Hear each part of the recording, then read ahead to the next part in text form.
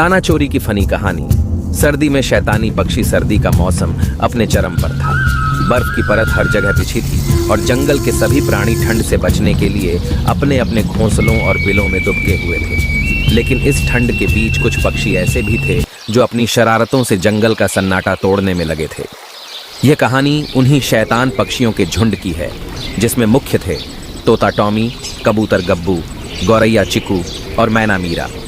इनकी शरारतें जंगल में प्रसिद्ध थीं और इस बार सर्दी के कारण उनका शैतानी ग्रुप भूख से बेहाल पक्षी गैंग बन गया था।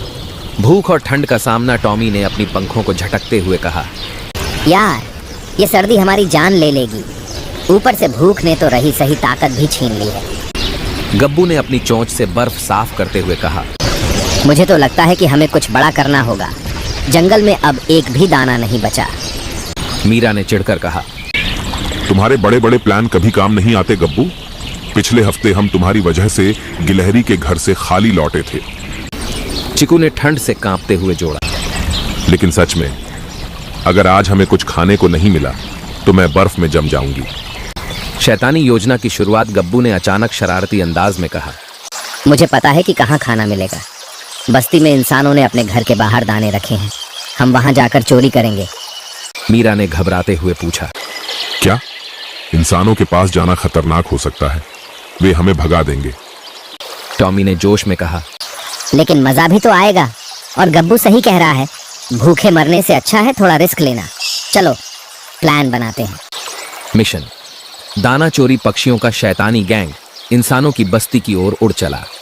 बस्ती के पास पहुंचकर उन्होंने देखा कि कुछ घरों के बाहर पक्षियों के लिए दाने रखे गए थे। गब्बू ने अपनी आंखों से लक्ष्य तय करते हुए कहा, देखो वो चावल और मक्के के दाने, हमें इन्हें चुराना होगा। टॉमी ने तुरंत आदेश दिया, तो प्लान यह है, मैं और गब्बू दानों पर झपट्टा मारेंगे। चिकू और मीरा तुम पहरा दोगी। अगर इंसान बाहर निकले तो जोर जोर से शोर मचाना।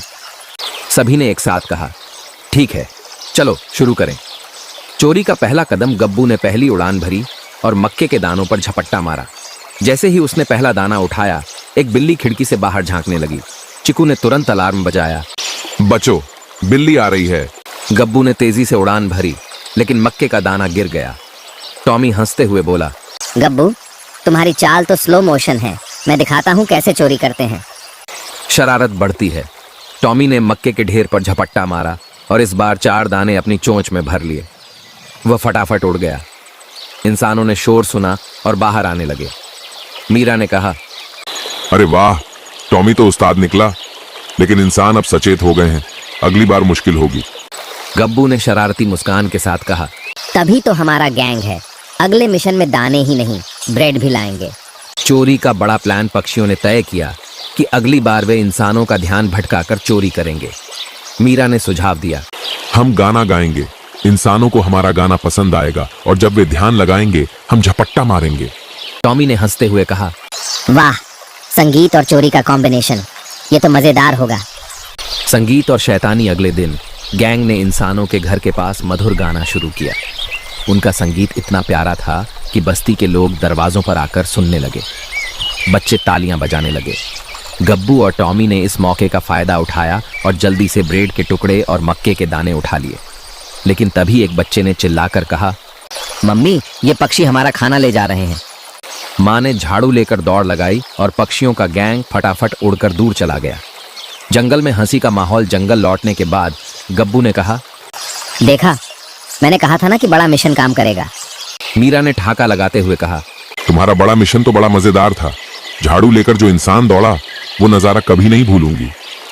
चिकू ने अपनी चोंच में मक्के का दाना चबाते हुए कहा, चाहे जो भी हो, आज हमारा पेट तो भरा।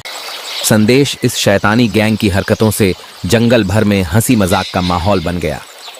पक्षियों ने सर्दियों के इस मुश्किल समय में भी अपनी मस्ती और शरारतों को जिंदा रखा और इस तरह दाना चोरी की फनी कहानी सर्दी में शैतानी पक्षी जंगल की एक यादगार घटना बन गई।